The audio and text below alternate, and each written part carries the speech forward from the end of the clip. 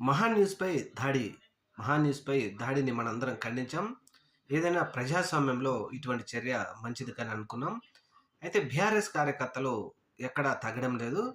మహాన్యూస్ చేసినటువంటి పనులకు కేటీఆర్ మీద దుష్ప్రచారానికి విపరీతంగా కోపగ్రుతులైనటువంటి బీఆర్ఎస్ కార్యకర్తలు నిన్నటి రోజున మహాన్యూస్‌పై దాడి చేయడం జరిగింది. అలాగే సోషల్ మీడియాలో కూడా విపరీతంగా వాళ్ళు తిరిగి సమాధానాలు ఇస్తున్నారు. ఈసారి ఇటువంటి చర్యలకు గనక పాల్పడితే బండరాలతో కాదు ఇళ్లలోకి దూరి చెప్పులతో కొడతాం అనే విధంగా తిరిగి విపరీతమైన సమాధానం ఇస్తున్నారు. ఏది ఏమైనా ఒక రాజకీయ పార్టీకో, ఒక కులానికో వంత పాడితే ప్రజల్లో లేకపోతే ప్రజాస్వామ్యంలో మీడియా అనేది ఫోర్త్ ఎస్టేట్‌గా ఉండకుండా ఈ విధమైనటువంటి చర్యలకు పాల్పడితే ప్రజల్లో గనక తిరుగుబాటు వస్తే ఎటువంటి అనుభవం కలుగుతుందో మహాన్యూస్ వంశీకి ఎదురైంది. మరి ఇప్పటికైనా మారతారా లేదా అనేది చూడాలి.